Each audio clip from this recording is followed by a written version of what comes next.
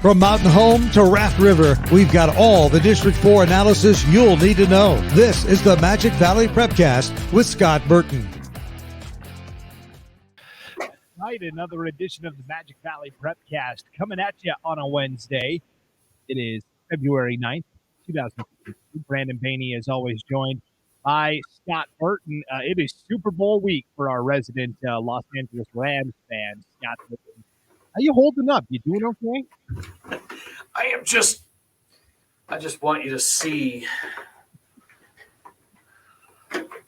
This is what a winner looks like, Brandon.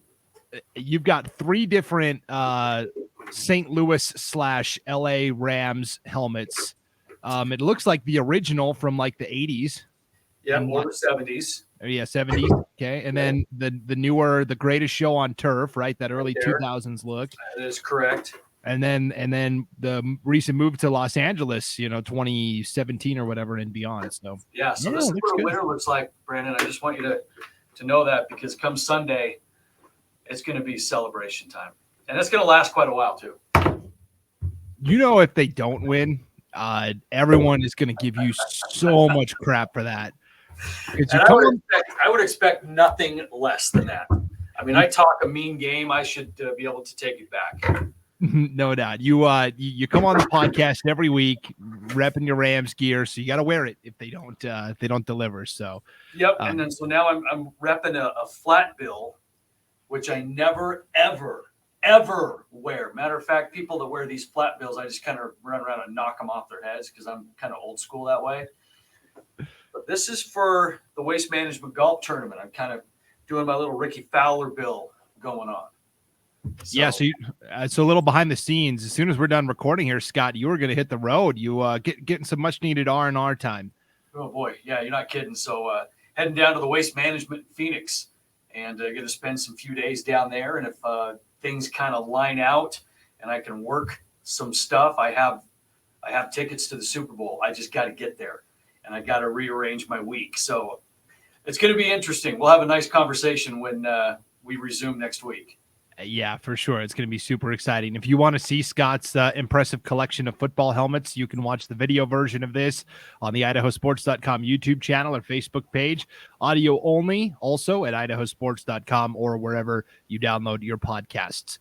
For the fans that are watching the video, again, as we go through, we're going to start with girls basketball and start with the district tournaments. Some state bids already have been handed out this week. And so for fans that are watching on the video, we're going to put the brackets up on the screen again so you can follow along as we're breaking down all of these girls district tournaments. And again, if you're listening audio only and you feel yourself getting lost, you can go to our homepage, IdahoSports.com. It's right there on the main part of the homepage. All the district brackets are there as well. So let's start with the 1A D1 tournament, because that was the first tournament that actually crowned a district champion, and that came Monday night at the College of Southern Idaho, CSI, and it was Raft River who came in as the 3 seed, Scott. We knew the top 3 were all interchangeable. They'd all beaten each other. It's Raft River, the 3 seed, knocking off Murtaugh 48-42, and before that, they took out number 2 Oakley in the semis 30-26. 2 wins by a total of 10 points, but they'll take it. And Raft River with first-year coach Bart Dieters moving on to state. Yeah, that is such a tough conference, because like you just said, those 3 teams they're interchangeable. I mean, just because Raft River's the 3 doesn't mean they're the 3rd best team. It's just that's the way it shook out. And I got a chance to watch all 3 of those teams, and man, they are similar. They're just really hard-nosed, physical, defensive-minded for the most part. And, man, it's a different brand of basketball when you watch those 3, because they are just tough. And the unfortunate thing is one of those 3, they're going to sit home. And luckily for Raft River, they've punched their ticket. But tonight here in Jerome is going to be the Murtaugh-Oakley game, the 1 and 2 seed for that second berth, to state. Yeah, and what I didn't realize about Raft River is they're, for the most part, kind of a younger team. They They have a lot of sophomores and a lot of freshmen that are on the postseason roster. And so for Raft River to break through and get this bid to state was awfully impressive. Do you have an idea of how tonight's game might go, Scott? You've seen these teams up close and personal now. Murtaugh and Oakley, the top two teams in the conference in the final regular season standings, only one will get to move on to state. Yeah, boy, I tell you, this one's going to be tough. I mean, I think Murtaugh's got a little bit more offense. They've got some weapons offensively, and Oakley has got the defense. And so. I mean, you got two guys, head coach Todd Jensen and head coach Perry at Oakley. I mean, they are just good dudes, and they're great coaches. But I think it's a conflicting style. You got Murtaugh, a little bit offense, Oakley, very much a defensive team. So I think it's going to be physical, and it's going to be whether or not Oakley can get stops. Against a Murtaugh. Murtaugh likes to get out and run a little bit too. So it's strength versus strength. So I'm kind of feel bad that I won't be here for that game because I've been on the mic for almost all this tournament. But I've got other places I need to go. Yeah. It should be a good game. It should be a great game. Yes, it'll be fascinating. They split in the regular season. Murtaugh won the first game back on December 1st, 44-39. And then Oakley got him in the rematch January 13th, 34-29. So each team won by about 5 points. And there's been enough time. There's been almost a month since these two teams saw each other last. So I think you throw it out the window and it all comes down to who plays the best tonight. So yeah, it is. I mean, there's only so much you can scheme for and do and whatnot. It's going to come down to the players on the floor executing. I mean, these teams know each other so well that there's not going to be any surprises. It's going to be who puts the ball in the basket more than the other team. It's that simple. Definitely. And I undersold how young Raft River is. They don't have a single senior on their roster. So they'll probably be right back in the mix again next year. So congratulations again to Raft River. Last night, we had another district champion get crowned. The Sawtooth Conference, 1A D2. We'll keep it right in that 1A neighborhood. The top two teams met in the district title game, Carey and Dietrich, and it was the second seeded death, taxes, and Carey making it to state. I mean, you can pretty much set your watch by it. Carey kind of scuffled through the regular season in terms of overall record, but Coach Marilee Sears is so good at getting those girls ready to play when it comes to tournament time. They defeat Dietrich last night, 45-31. Carey advancing to state for the umpteenth year in a row, and now you've got a win and you're in game for second and third place. Essentially, Dietrich's got to turn around and play Ridgefield, which outlasted Camas County last night, 39-27. So Camas, we talked about their girls team this year and what a great run they were on. They were just in a loaded conference and fell 39-27 last night. So they take fourth. Dietrich and Ridgefield will play on Friday night, actually a Thursday night, and the winner will move to state. Loser will stay home for the postseason. Yeah, here's another conference that has three really strong teams in it and a couple of upstarts, like we talked about with Camas. But, at the end of the day, it's going to be the top three battling for two spots. And, a lot of those teams are interchangeable. I think this is another one. Carey and Dietrich, I mean, how many times you had the conversation about these two teams and their battles? And this is no different. But, boy, what an effort by Carey, though. I mean, they come off a close game with Ridgefield, and they just turn it on against Dietrich, the number one seed. And Dietrich has just cruised, and a lot of times you get those teams that maybe aren't challenged enough. And then when they're presented a challenge, it's interesting to see how they react. I mean, Dietrich got the number one seed. They've got the bye in the tournament. And then they had to deal with Camas, and they just wiped the floor with Camas in that first game. We're not even tested, and district tournament time is not the same as regular season, and so sometimes you get these teams coming out of these district tournaments that are battle tested a little bit more. And, maybe that's a wake up call for Dietrich because they needed it. Carey, on the other hand, had no problem with Hagerman in the opening round, but they won a close game with Ridgefield in the semifinal. And so you can't help but think, they were ready for that close game. Who knows? But there are three good teams, and this one ought to be a really good game on Thursday. Well, and we talked about all three of those teams all tied for first. They all went 5-1 in the league. They all beat each other in a circle here. Dietrich beat Carey. Carey beat Richfield. Richfield beat Dietrich. And so Dietrich couldn't beat Carey for the second time this year. And now they're hoping that they don't lose to Richfield for the second time this year. So Dietrich's in a tight spot all of a sudden. One last note on Carey. I think it's been very impressive because for the last 4 years, despite what struggles they've gone through, they've always been able to hang their hat on, hey, we've got Kylie Wood, who was one of the best basketball players to come through the Magic Valley in some time. She's now playing college basketball in Minnesota and all-time leading scorer at the school. All the records are hers, and they lost that. They lost, 65 to 70% of their offensive production from last year just with Kylie Wood leaving. And so the fact that they've been able to bring in these new players and still have that same level of success, very impressive.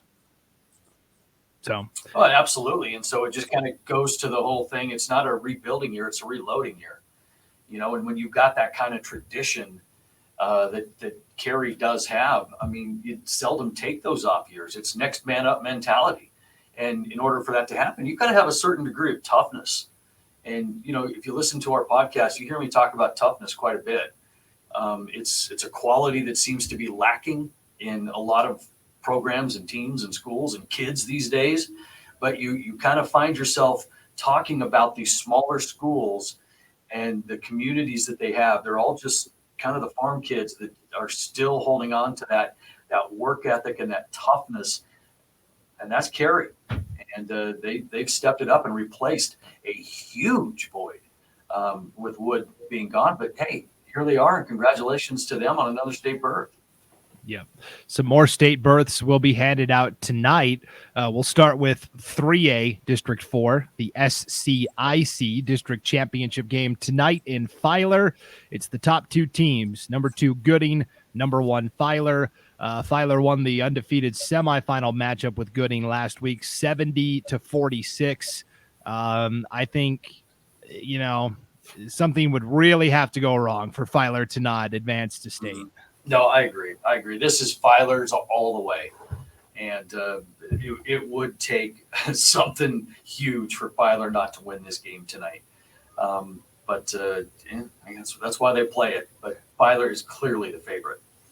Yeah, and we talked about, Filer's going to come into state with a record maybe not as impressive as some of the other teams. They're 13-9 overall, but they really challenged themselves with the non-conference schedule. I think Filer knew that, hey, and their coach Clayton Nebeker, they kind of knew that, hey, we're going to be pretty good this year. So they went out and played Century and Shelley and Cole Valley, which is the best 2A team. They played Jerome. They really challenged themselves they played Mountain Home, which is going to get to state for 4A. They challenged themselves. So you can't look at the record and say, well, maybe they're not as good as we think.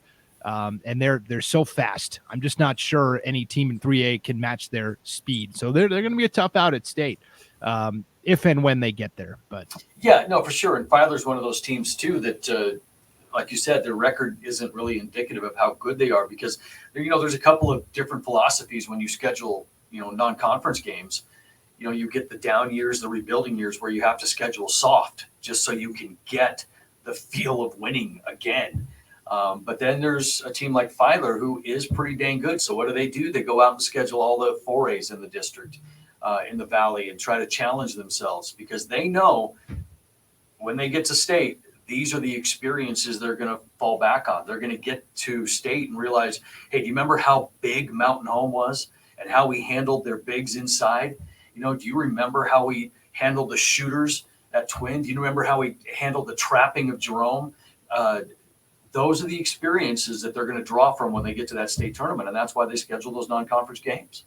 Yeah, so that'll be tonight. Filer a chance to advance to state. Now, Gooding, or whoever takes second place, they will have the chance to play themselves into state as well. They'll have a state play-in game against the winner of the second place team from District 5 and District 6. At this point, that's probably looking like Teton. But American Falls has gotten hot all of a sudden as well. So either way, it'll be a good battle for that state play-in game there. 2A District 4. Their district title is tonight as well, the Canyon Conference. And again, it's a 1 versus a 2. Declo taking on Valley. Declo won the undefeated semifinal over Valley last week, 49-36. What do you think in the rematch tonight for the district title? You know what? That's interesting. I mean, you still have to think Declo's the favorite, but there's so many mental games that go on in these little district tournaments because, you know, Valley, here they are, just got thumped double digits by Declo. What's their mindset? You know, do they bounce back and go, you know what, we cannot beat this team? Or do they bounce back and say, you know what, hey, we've got this. You know, it's a test of the mental toughness of these kids. But if I were a betting man, and of course I am, I mean, I'd say Declo still is the favorite. Whether it's a double-digit win this time around, I think Valley's got a little bit more pride than to let that happen again. But Declo is a really good basketball team, and I see them advancing. Yeah, they've closed the gap with each subsequent game, more or less, as Declo has won 3 times already, twice in the regular season. The first game they won 46-21. The last 2 have been pretty respectable, 57-46 and then 49-36. This is the 4th time these 2 teams are playing. And let's say Valley wins tonight, they'll have to play that if necessary game as well. That would be the 5th time. How difficult is that when you're facing the same team 4 and maybe even 5 times in 1 year? That is hard because they already know each other as well as they can. But it's one of those things to where it's like, man, we're sick and tired of playing these guys. And I don't know. I mean, if it comes to that if necessary game, you'd have to think that Valley's got a little bit of momentum. You know, after taking their lumps from Declo all season long and then the first round of the tournament, that maybe momentum swings a little bit, you know. So I still like Declo in this game, but if Valley's able to pull it out, then, well, I tell you what, things got real interesting in that if necessary game because I don't know if Declo is the favorite anymore because of momentum. Yeah, that'll be a lot of fun. And we're not done talking about Declo and Valley basketball either. We'll talk about their boys teams coming up in just a second. But first, we have to examine our final district bracket. It is the Great Basin 7 Conference. Their district championship game is tomorrow night, Thursday night, 7 o'clock in Burley. It's the top 2 teams, number 2 Mountain Home, number 1 Burley. Tomorrow night as well, you'll have another loser out game between Twin Falls and Canyon Ridge, crosstown rivals meeting for a chance to play for 2nd and 3rd place. But the story isn't that Burley and Mountain Home advanced, Scott. It was that they were really pushed in the semifinals by both Twin Falls and Canyon. Let's start with Burley because they have just blitzed past everybody in the league this year, including Mountain Home, the 2nd place team. But Canyon Ridge came out and gave them a tough battle. Burley won, though, eventually 43-39. You know, Canyon Ridge is one of those teams under head coach Kevin Cato right now that's peaking at the right time. And Cato's been around the game long enough to know that it's not about how you're playing up until you get to January, February. Who cares what happens in November, December? But they brought up a freshman post. The guards have caught fire. You know, and they're scrappy, you know, and Burley got up on Canyon Ridge by 16 at one point, but somehow Canyon Ridge clawed their way back in it. And even though they fell short, I mean, that gives you a little bit of a sense of what Canyon Ridge has become in the sense of they just don't quit. And they, like I said, they're getting hot at the right time. So I wouldn't count Canyon Ridge out of that twin game, even though Canyon Ridge is the number 5 seed. I don't know if that does them, you know, justice because they might be the hottest team right now. So that twin Canyon Ridge game ought to be really interesting. But, you know, for Burley, having that close game is probably what they needed. They needed to know that they're not invincible, that they cannot just show up and cruise. Because sometimes we see that happen, and that's the worst thing for a team is some false sense of security that you're so much better than everybody else. Then you get to the state tournament, and you're like 2 in barbecue because you didn't get pushed. So I think that's going to be a blessing in disguise for Burley. But it also shows you how good Canyon Ridge is playing right now. Yeah, you see that sometimes where teams all of a sudden bring a player up or it's a new starting lineup and it just clicks. And it's really cool to see that when it does happen. The other semifinal was even more of a nail biter. Number 2 Mountain Home, number 3 Twin Falls. This is a game the Tigers had to rally late, and I mean late. Twin Falls had the lead very late into the fourth quarter and just couldn't quite close it out as Mountain Home comes back to win 47-45. What a wild and fun game that was as well. Oh yeah, no kidding. I mean, this was a kind of a game of could Twin Falls handle the size of Mountain Home, and could Mountain Home guard the shooters? I mean, it was that simple.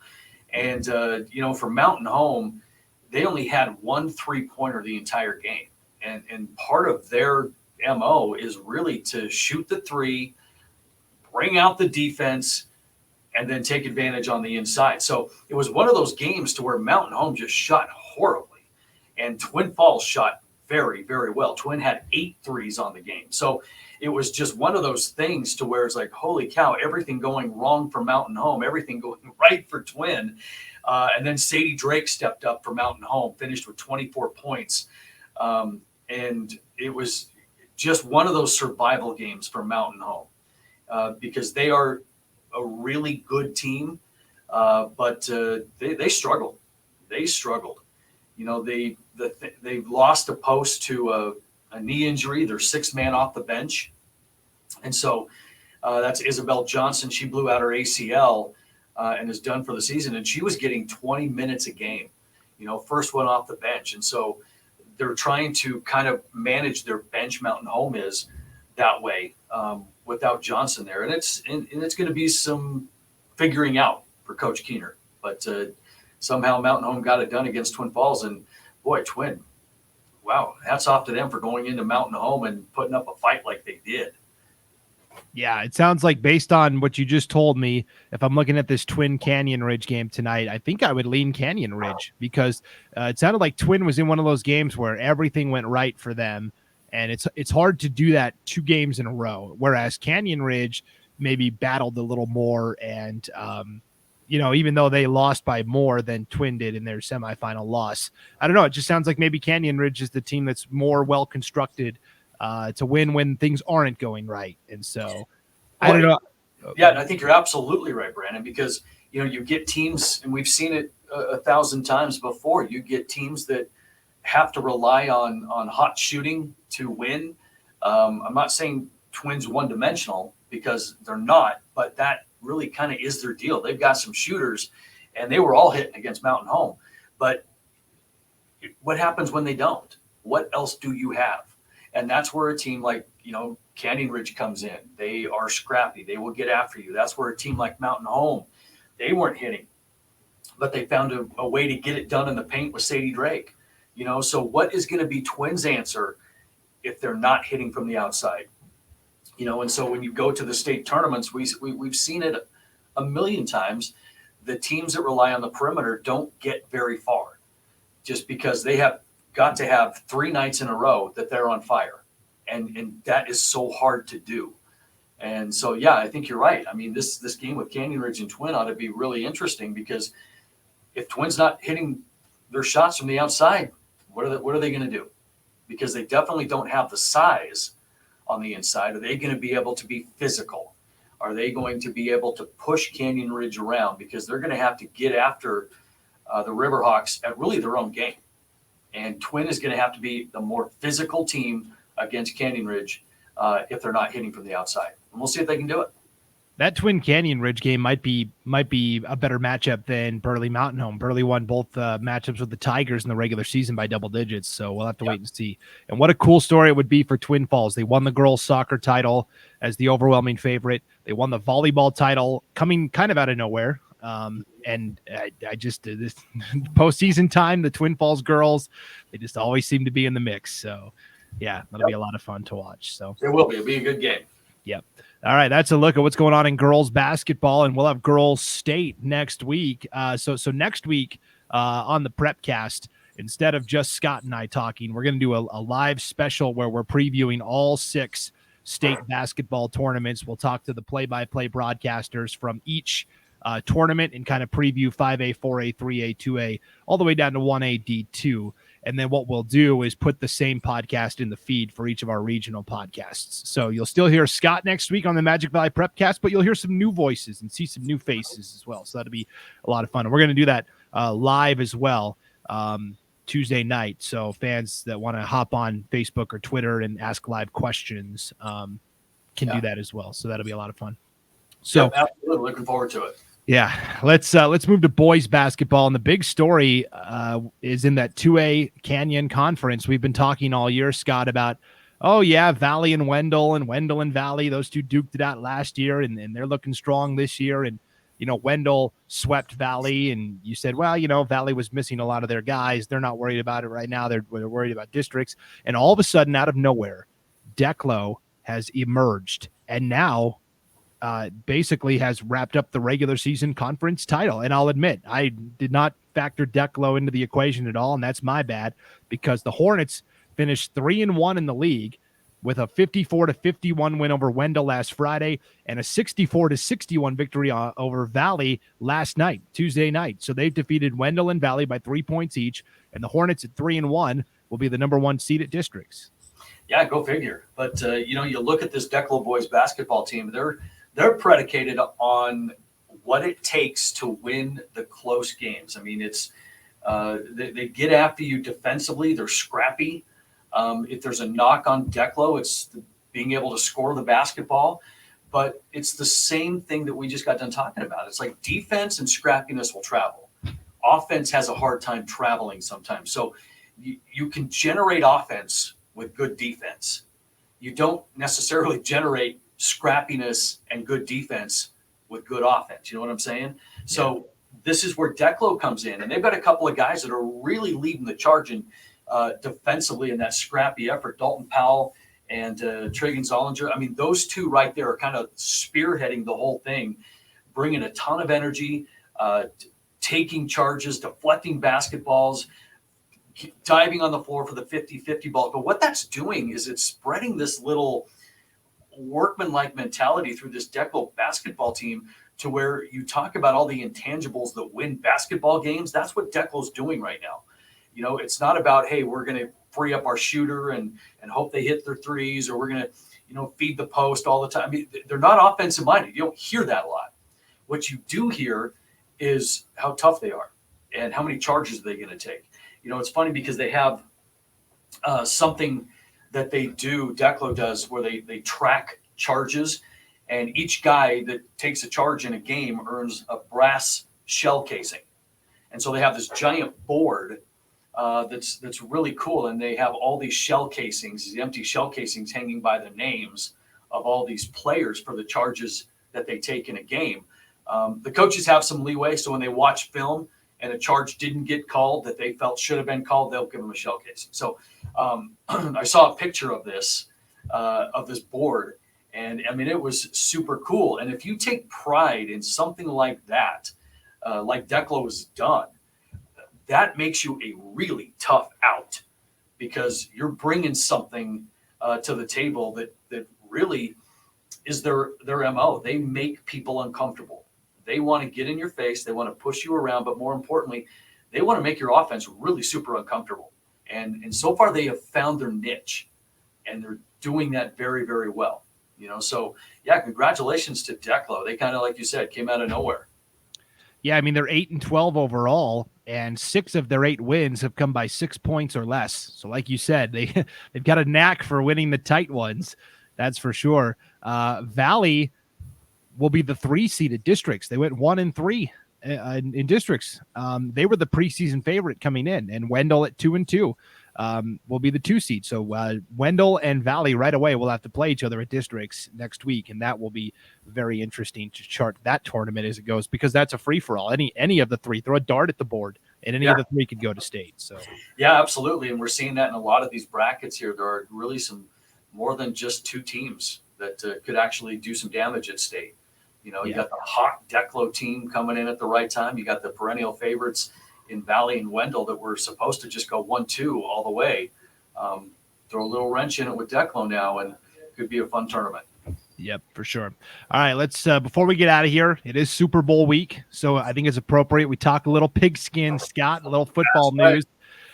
So last week we had National Signing Day, and for old school fans like us, Scott, back in the day, there was only the one signing day, and it was in February, and so it was a really big deal. But now with the early signing period and stuff, it's kind of taken the luster and shine up. But we still had a lot of big signing news in terms of athletes going on to the next level. I think the biggest story last week from signing day was Curtis Atkinson, the all-conference, all-state quarterback from Gooding, committing to play football at Idaho State University. Yeah. And so, like you said, signing day is super exciting. It's great for all these kids. I mean, it has been watered down with here's my initial signing.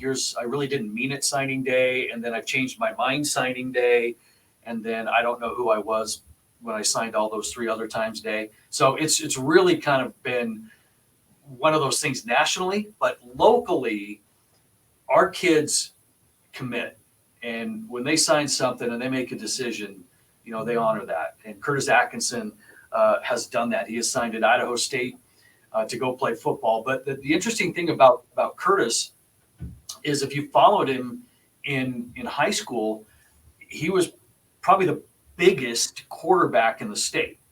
And I mean, the dude is huge. And he's not going to go play quarterback at Idaho State. I mean, he's not quarterback physique and material, that kind of way. But what they did is they recruited him as a football player.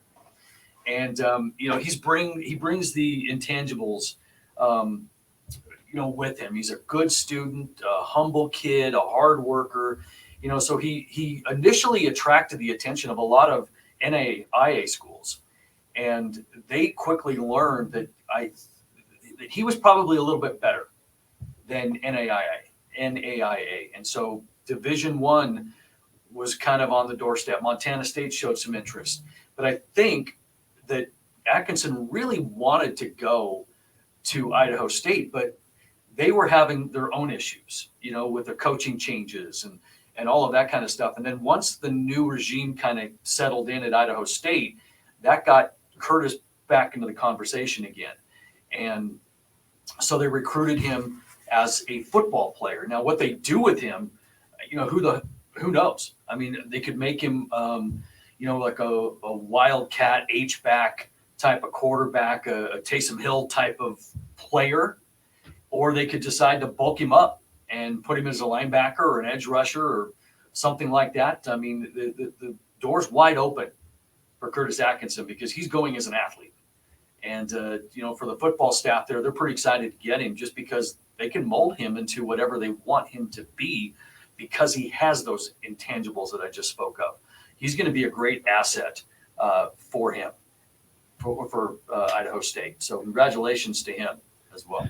Yeah, I've never understood, with Idaho and Idaho State, there are a lot of talented players in the state of Idaho that have been overlooked for so many years. And it's like, yeah, you can't build your entire roster with Idaho kids and be competitive in the Big Sky Conference, right? You need those caliber athletes from other states. But there's enough Idaho kids that can supplement your roster. And it's been ignored for a really long time. And now with new coaches, both for the Vandals and the Bengals, they've really recommitted to getting out to these high schools, talking to these coaches, finding these gems. And I think it's great for the state of Idaho. Yeah, no, I think it's fantastic. I mean, we're seeing all these kids having all of their hard work pay off for them. And going to some Division I schools, I mean, that's pretty impressive. And so it's going to bring a lot of notoriety back to his hometown and do wonders for the football program there, which might be a nice transition to the next subject. But it's been really great seeing all of these kids from Idaho, especially here in the Magic Valley, sign on to the next level and go play. It's been really fun to watch. Yeah, our last topic on the Prepcast today is surrounding that Gooding football program. So, of course, Curtis's coach this past year was Cameron Andersen. He was our first guest on the Magic Valley Prepcast. We had him on after the season to talk about all the hype surrounding the Gooding program with a couple of Division I athletes being looked at by college coaches all year long. And he came on and talked with us for about 15, 20 minutes and was great. And the big news came out yesterday, and I'll be honest, I was kind of taken aback by it. Mm-hmm. Coach Andersen moving on from Gooding. He just got hired as the new head coach at Burley. What a get for the Bobcats.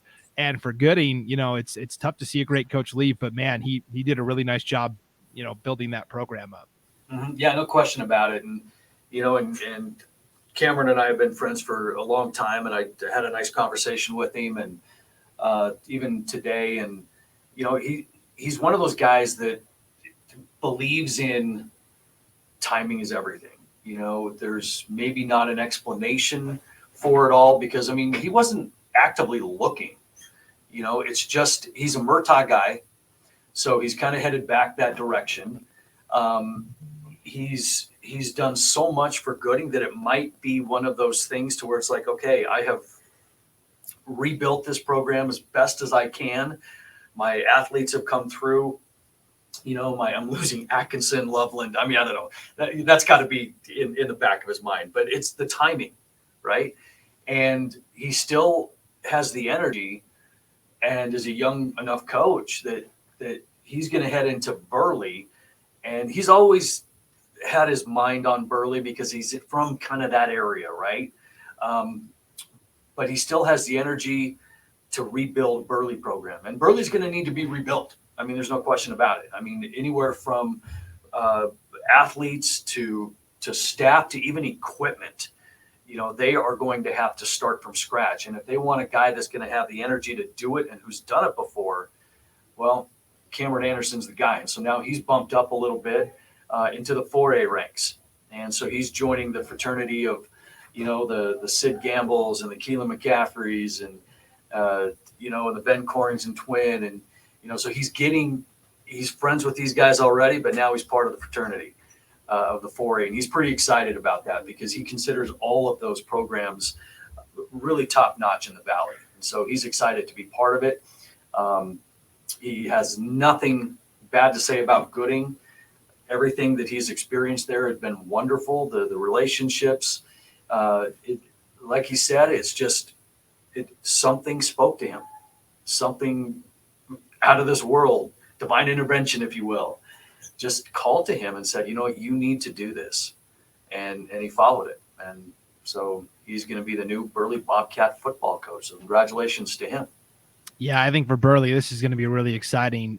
Job number one, get more kids out, right? I think we talked about during the football season that Burley was struggling filling the lower level programs, JV and freshman teams. And so it's really hard if you don't have the numbers. They have that beautiful facility, that great stadium and field there. And so I'm very excited to see what Coach Andersen can do there at Burley. So, I am too. And it's going to be great. And he's just going to bring some excitement to a program that just hasn't had it. It's going to be good for our conference too, because it's going to make everybody else in the conference step up a little bit. It may not be success right away, but that they're going to be headed in the right direction. And it's going to be fun down the road for Coach Andersen to see where he can take this Burley program, because you have it. I can't remember the last time we talked about Burley football being not relevant, but just, in the conversation with the Minicos, the Jeromes, the Twins, who have just dominated the conference for so long. Yeah. And I did the battle, the river battle this year between Minico and Burley. I did that football game for IdahoSports.com, and I went back and was looking, and Burley hadn't beaten Minico since like 2002. It was a really long time, and it still is. Yeah. Obviously, Minico won that game, so you're right. It's been a while since Burley's been on the radar in terms of being a player at the table. But I think this is a first step in the right direction. There's a lot of good young coaches. Keelan McCaffrey is still very young at Minico, even though he's been there for 4 years. Coach James Poole just got hired at Canyon Ridge this past year. I think he's got them moving in the right direction. So it's nice to see this influx of new coaching. Yeah, and you brought it up, the rivalry between Minico and Burley, just been so lopsided for so long, and it's still a rivalry game, but when the game is not close, it takes the luster out of it a lot of times.